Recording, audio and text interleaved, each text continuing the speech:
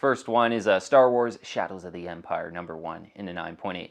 This one's really sticking out, I think, as a great value right now, especially, you know, that Darth Vader 6 book, I believe it is, with the first full appearance of the Grand Inquisitor. Love that book and love the cover, but it's a really hot one right now, and that's like $600 in a 9.8.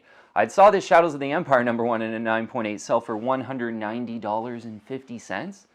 So just a huge price difference there, and I think on this Shadows of the Empire #1, this is arguably maybe, you know, a better book than that Darth Vader 6 in a 9.8.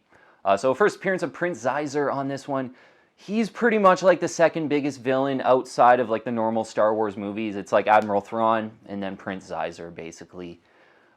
So I think there's a lot there with the Prince Xizor, and I'm pretty sure he was just introduced. I read like an article, I didn't read the comic book, but in the Crimson Reign recent new comic books, they had like Prince Xizor in those comic books, and that's sort of new. They hadn't really used him in recent like Star Wars canon, I believe, from this one article I was reading this morning. First appearance of Dash Rendar as well. So a couple first appearances on Shadows of the Empire. A pretty great 9.8 too. I think this one probably has that over, you know, that Darth Vader 6 book, certainly. This is a Dark Horse Star Wars comic book from the 90s. Really similar to kind of an Heir to the Empire #1. First appearance of Admiral Thrawn, sort of before that one really blew up. This one reminds me a lot of that one because it is a Dark Horse book. There's not a lot of them on the 9.8. It's a great collector item.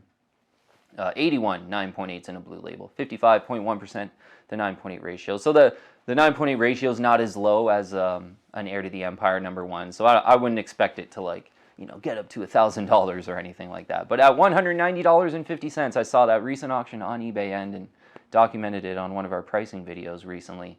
That is just a great deal. I think, you know, if one pops up in Canada and I can get it for less than $200 in a 9.8, a 1 of 81, I really might consider this one. And there's, you know, Prince Xizor is in maybe the Obi-Wan show or whatever show coming out. This book is just so much higher. So, and, you know, Shadows of the Empire too. I think it's right neck and neck with Heir to the Empire for like the most popular sort of outside of the Star Wars movies kind of stories that I think those kind of stories really blew up in the 90s.